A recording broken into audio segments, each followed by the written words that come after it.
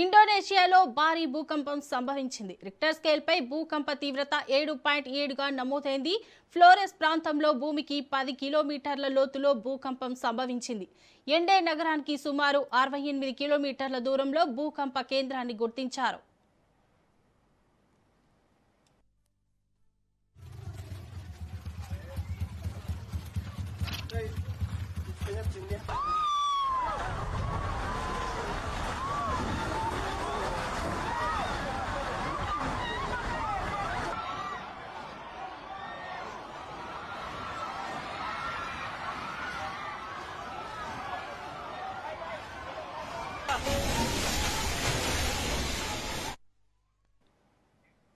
భూకంపం దాటికి గంటన్నర వ్యవధిలో ఏకంగా 5 సార్లు భూమి కంపించింది. వరుస ప్రకంపనలతో ప్రజలు తీవ్రంగా భయాందోళనకు గురయ్యారు.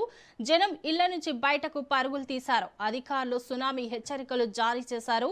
తీర ప్రాంతాలకు, నది పరివాహక ప్రాంతాలకు దూరంగా ఉండాలని ప్రజలను అధికారులు హెచ్చరించారు.